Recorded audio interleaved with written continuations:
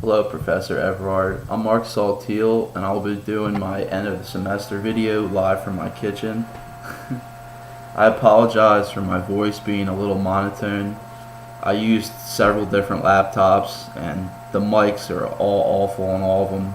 They have a very high bass content, and it just sounds very shaky and vibrating. So I'll do as good as I can here with what I got.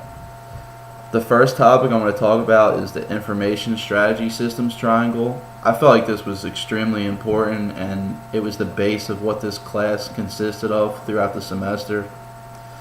Basically, what this system consists of is the business strategy, the organizational strategy, and the information strategy.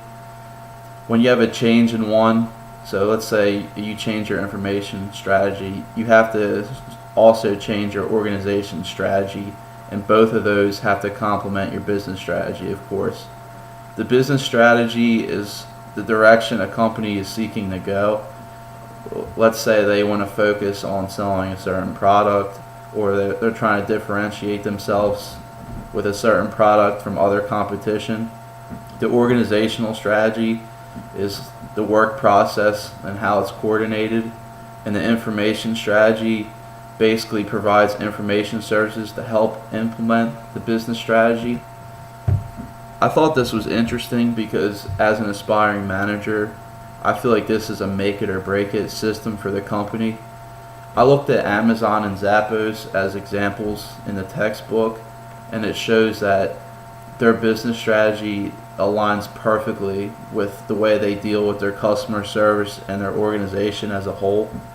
You can call Amazon or Zappos, you can email them, whatever. They'll return any of your products. There's no questions asked.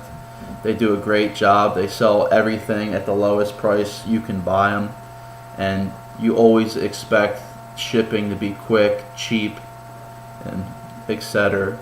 And then another case, we talked about the BP oil spill and how they didn't align their strategies correctly. They always have been a very good business. They're a billion-dollar corporation, but eventually they had major IT failures here, and employees obviously didn't follow their safety procedures, and they ignored the warnings of this spill occurring. And also, on top of that, the systems didn't shut down correctly, so 4 million gallons of oil were spilling into the ocean every day for God knows how long. I feel like this can be applied to me because I'm a management major, and I feel like having a strong core allows for major success.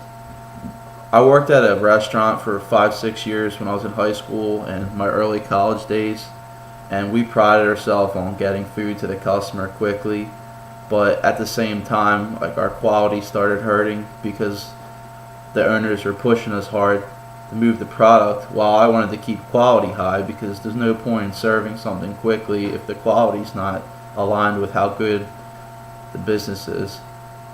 And in turn, customer service was awful because we were so busy. There was lines out the door every day, and if quality's low, of course people are going to start questioning it, and we're not going to have time to help people. So the system just wasn't working very well, and I ended up leaving that place. My second topic, I pulled something out of chapter 4. I'm going to talk about new ways managing people.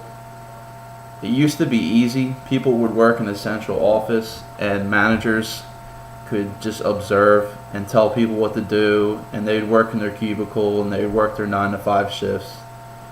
But now managers are seeing a difference. They just want to see an employee's value. They don't really care where they're working at. They just want to see what they're getting done. And as long as the target's achieved, then they can work from home, they can telecommute, whatever. And now mostly the reward system has been team-based, because even though we're in an individualistic society, I feel like people are lumped together more at work, and they work together, and it's a little bit more collective. And there's a lot more legal issues now, and you can't give like certain people advantages if they're working harder. It's got to be secretly done, or it'll stir up unrest in the workplace. And now recruiting is pretty much done all electronically. You can apply for jobs online, and they'll call you in for interviews. You don't have to actually go in anymore and talk to the managers. You can just apply online. I thought this was interesting because I saw Best Buy had the ROWE strategy, which is the results only work environment. Even though they got rid of this, it just shows that big corporations are changing the way they think. They're basically cutting down on micromanaging. They're just letting employees do what they want and get the job done still. And I got some information out of the book. There was a Cisco survey that 39% of people said they needed to be in a remote office, and that's information that came out of 13 countries. So less than half of the people feel the need to be at work. And there's a lot of cultural differences here, because in India, only 7% of people felt the need to be at work to make decisions, and in Germany and Japan, 60%. So you can see there's a huge difference. I feel like this can be applied to me as a manager, because I'm always going to have to be aware of this fine line between employee results and evaluation and freeloading and if they're getting the job done, or if they're on unsecured networks with their computers somewhere and they're doing work, they might be leaking like valuable information from the business. There are also advantages to this though, because people are happy when they have freedom, but also at the same time, a lot of employees don't have self-discipline, and they might not do work, or they might rush to work to get it done, and the quality might be too low. The last topic I wanted to talk about was project management. I feel like project management is definitely one of the hardest jobs out there. You have to apply knowledge, skills, tools, and techniques to projects in order to meet these requirements. There's always continual trade-offs. The project triangle has time, cost, and scope, and all three of these balance quality. So if you have less time to do something, your quality is going to be affected by it, and if it costs more than you expected, the quality might also suffer. The key to this is juggling all three on a high wire. You have to get the job done and meet expectations and keep your stakeholders happy and balance all three of those. Why I thought this was interesting, because in class lecture, you were talking about the project manager of the new Purnell extension during class, and you said his office was right next to yours and you could hear everything he was saying. He has to deal with University of Delaware, weather, supply shipments, and he's got to deal with legal boundaries in Newark, and he has no idea what's going to happen tomorrow.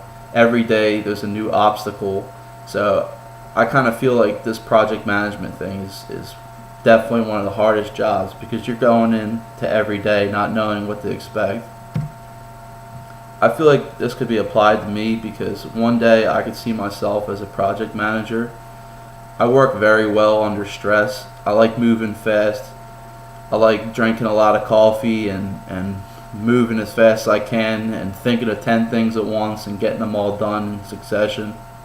I feel like I can hold a very neutral mentality with people. I can be funny, I can be serious, and I don't have a lot of enemies, because I keep them on my good side and I try to get what I want when I'm working. And I feel like I'm a good leader. I have 4 brothers. They all look up to me in different ways. And pretty much in conclusion, this class was kind of different for me as a management major. I never really took any MISI classes. I don't really like the whole IT thing. I feel like it's dry, because I'm more into like structure and like how money's moving. This isn't very financial, this class, but I enjoyed it, and I felt like you did a great job keeping the class fun, and I hope you have a great summer. So thanks a lot.